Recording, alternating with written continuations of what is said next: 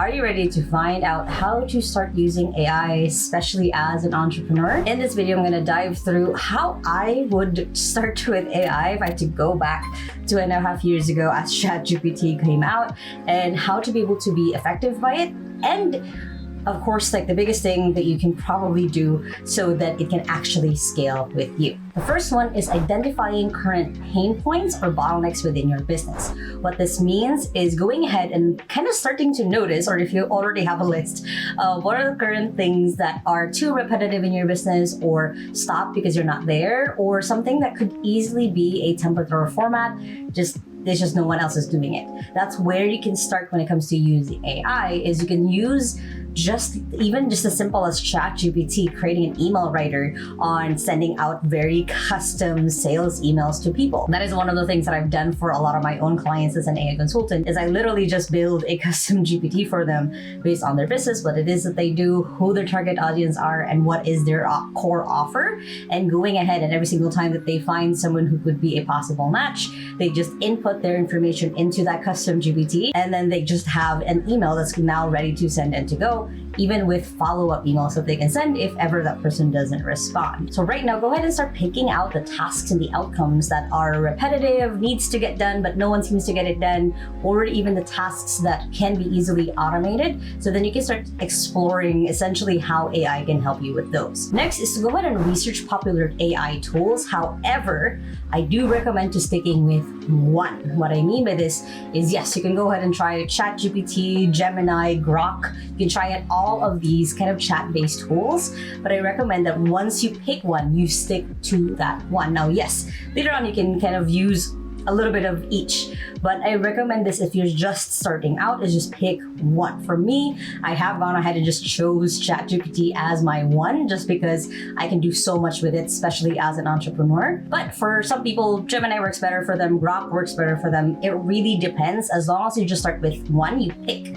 one, because if you spend too much time trying to try everything out, trying to see like, oh, it's just $20, I can pay for it, it's fine, you're going to end up with a lot of overwhelm and tools that you're not using anyway. So as you're picking and choosing a tool, again, choose one, and then later on you can expand, especially as you learn better and better ways to use AI. Next is to consult your industry, or basically ask your friends what they're doing. A lot of questions you probably have right now on how to use AI, someone else already went through it, someone else tried to figure out how to use it themselves. So go ahead and try to ask your friends, ask your colleagues, ask a mastermind group, what are the AI tools they're using and how they're using it. You don't have to build the fire from scratch. It's already there. Just kind of get embers from different people so you can kind of customize how you want to use AI. You really don't have to start from scratch, because there's so many videos like mine where people walk through how they use AI. And as an example, I have a client who basically works in the medical industry, and for him, he was able to see or get the best practices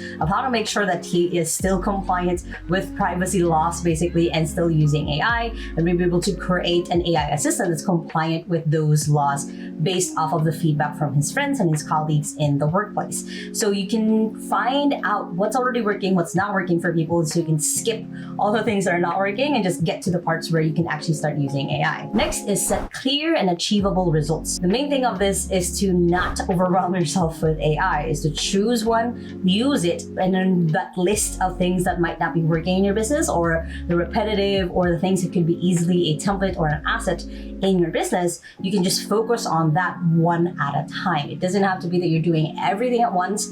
That's how you burn yourself out. That's how you end up like giving up on AI when you shouldn't have to.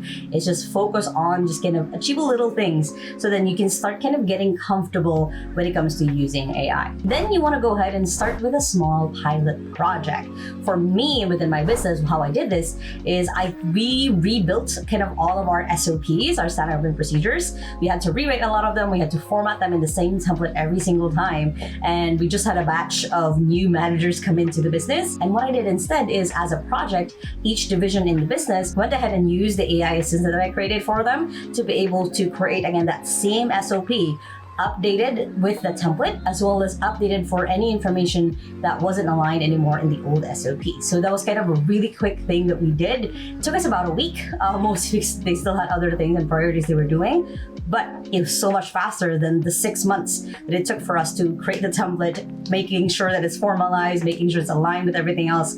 We just kind of did it all in a week and just using AI to do it. So find a project that can be easy for you to jump in on and be able to implement AI in kind of the smoothest way possible without losing a lot of things. Because for us, if we were able to successfully do the SOP project, we still would have been fine because we still had the old SOPs anyway, but it was such a good way for the rest of my team to be able to be comfortable with AI. Next is making sure that you're tracking and measuring the early results. You want to track like, hey, it's taking me, I gave an example. It took us 6 months to do our SOPs. It took us a week to be able to do it. So you're able to really compare and contrast how much time AI is saving you and the quality also of the work that has been improved using AI. So you want to try to make sure that people understand what it is you're trying to do and that you understand and you start believing all the ways that AI can help you in your business. Next is seeking mentor guidelines. Now for me, I do of course offer consulting services for a lot of our clients,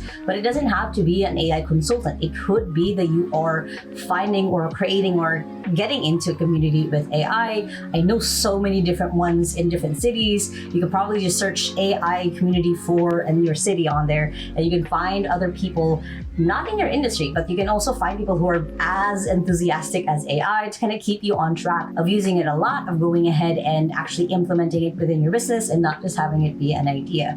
You basically find people who are your accountability partners who can give you more ideas on how you can keep using AI. And finally, the biggest thing that you can do to be able to keep learning AI is to delegate it, to give it to someone else in the business. Your main focus as the entrepreneur is to go ahead and find the AI tools, figure out kind of how to use it, systematize it, and give it to someone else. For a lot of our clients at 2XU, which is my executive assistant agency, that's kind of what they've done, or what they've worked with me on as well, is we'll create essentially the AI system, then having their assistant run it. That way you're not stuck kind of doing the same things over and over again. You're also training someone else to do it. So you're testing if it works on someone else, as well as the kind of added benefit that frees you up to focus on other things within your business. So that's a key thing that not a lot of people think about when it comes to using AI as an entrepreneur, is just delegate that. You don't have to be the only person running it. It can be done better by someone else. Now, if you guys like this video, make sure to hit the thumbs up button right there. Comment below any questions you have when it comes to using AI in your business.